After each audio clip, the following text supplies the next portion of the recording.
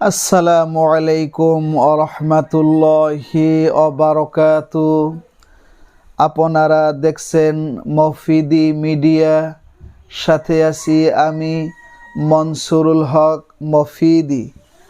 আজ আমরা সরাসরি পবিত্র কোরআন হাদিস রিসার্চ করে গবেষণা করে সুন্দর একটি নকশা সম্পর্কে আমরা জেনে নিব। এই নকশাটি যদি আপনার সাথে রাখেন, আমি যে নিয়মে বলবো এই নিয়মে কোনো জালেম, কোনো শত্রু, কোনো দুশ্মন কখনোই আর আপনার কোনো ক্ষতি করতে পারবে না। দুশ্মন শত্রু আপনার বন্ধুতে রূপান্তরিত হয়ে যাবে। শত্রু ক্ষতি করবে দূরের কথা, আপনার পিছনে পিছনে গইরাই সারতে পারবে না, ঠিক আছে? কখনোই ক্ষতি করতে পারবে না। সে আপনার বন্ধুতে রূপান্তরিত হয়ে যাবে। এতদিন সে আপনার ক্ষতি করার জন্য ঘুরছে, এখন সে আপনার উপকার করার জন্য ঘুরবে, ভালো কাজ করার জন্য ঘুরবে, আপনার তাবেদারি হয়ে সে ঘুরবে, ঠিক আছে? দেখবেন যে সে নিজে এসে বলবে যে আমি আপনার ক্ষতি এতদিন করছি, আমার ভুল হয়ে গেছে, আল্লাহর ওয়াস্তে আমাকে মাফ করে দেন, ঠিক আছে? তো শত্রু আপনার কাছে নত হয়ে যাবে, শত্রু আপনার পিছনে পিছনে ঘুরতে থাকবে, আপনার বন্ধু হয়ে যাবে, ঠিক আছে? সে আপনার ক্ষতি করার কথা আর কখনো কল্পনাই করতে পারবেন না। এটি এত পাওয়ারফুল, এত কার্যকারী আমল, এটি না করলে আপনি বুঝতে পারবেন না। এই নকশাটি আমি আপনাদেরকে সুন্দর করে এখন দিয়ে দিচ্ছি। তো যদি ভিডিওটি বুঝতে কোনো সমস্যা হয় অথবা যে কোনো বিষয়ে শিখতে, জানতে, বুঝতে, যে কোনো বিষয়ের তদবির করাতে, যে কোনো বিষয়ের কাজ করাতে বিশ্বের যে কোনো প্রান্ত থেকে ভাই হিসাবে এবং বন্ধু হিসাবে সরাসরি আমার সাথে মোবাইল ফোনে কিংবা ইমোতে হোয়াটসঅ্যাপে যুক্ত হয়ে মনের কথাটা আমাকে জানাতে পারেন ইনশাল্লাহ। আমার মোবাইল নাম্বারটি হচ্ছে 01725357513।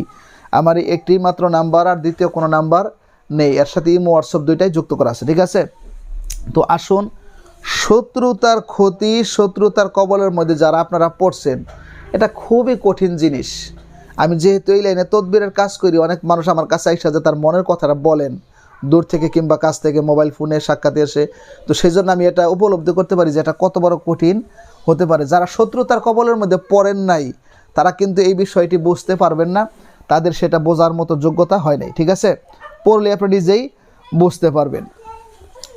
তো আমি আজকের পর থেকে বলে দিলাম যে এই যে একটা নকশা, ঠিক আছে? এই নকশাটি আপনি যে কোনো কম্পিউটার দোকান থেকে প্রিন্ট দ্বারা বাহির করে অথবা নিজের হাতে লেখা, ঠিক আছে? আপনার যে শত্রু থাকবে সেই শত্রুর নাম আপনি এই নকশার নিচে লিখবেন। যদি একজন থাকে একজনের নাম, দুজন থাকলে দুজনের নাম, তিনজন থাকলে তিনজনের নাম, পাঁচজন থাকলে পাঁচজনের নাম, যা কজন থাকে আপনি নিচে লিখবেন, ঠিক আছে? লেখে এই নকশাটি আপনি আপনার সাথে আপনি কি করবেন, ধারণ করবেন, আপনার গলায়, মাজায় কিংবা হাতে বা যে কোনো জায়গায় আপনি ধারণ করবেন, ঠিক আছে? ধারণ করবেন কিংবা আপনার বাসা বাড়িতে যে কোনো এক জায়গায় আপনি কবজটি এই কবজের মধ্যে ভরে আপনি এই সিস্টেমে লিখে আপনি এক জায়গায় রেখে দিবেন, ঠিক আছে? রেখে দিলে দেখবেন এই শত্রুগুলা কিছুদিনের মধ্যে আপনার বন্ধুতে রূপান্তরিত হয়ে যাবে। আগে আপনার ক্ষতি করার জন্য ঘুরছে, এখন আপনার উপকার করার জন্য ঘুরবে। সে আপনার তাবে হয়ে যাবে, সে আপনার প্রতি বশ হয়ে যাবে, সে আপনার বন্ধুতে রূপান্তরিত হয়ে যাবে, সে আপনার সকল ক্ষতি করা ছেড়ে দিবে। আপনার ক্ষতি করার মতো যে একটা মন মানসিকতা, মেজাজ, এটা তার ভিতর থেকে আল্লাহ তাআলা দূর করে দিবে, ঠিক আছে? সে দেখবেন আপনার পিছনে পিছনে ঘুরবে আপনার উপকার করার জন্য। সে আপনার কাছে এসে নত হবে যে আমি আপনার অতীতে ক্ষতি করে ভুল করছি, ঠিক আছে, আমাকে ক্ষমা করে দেন। শত্রু আপনার পায়ে এসে পড়তে বাধ্য হবে, ঠিক আছে? আপনার ক্ষতি করার কোনো প্রশ্নই আসতে পারে না। তো এই নকশাটির উপর আপনারা আমল করবেন, করলে নিঃসন্দেহে আপনি ভালো ফলাফল পেয়ে যাবেন। এবং এই নকশাটি আপনারা হোয়াটসঅ্যাপ থেকে সংগ্রহ করতে পারেন এবং আমার কাছ থেকেও আপনারা হোয়াটসঅ্যাপে যোগাযোগ করে খুব সহজেই নিতে পারেন। তো এই আমলটি আপনারা করবেন শত্রুতার কবল থেকে বাঁচার জন্য।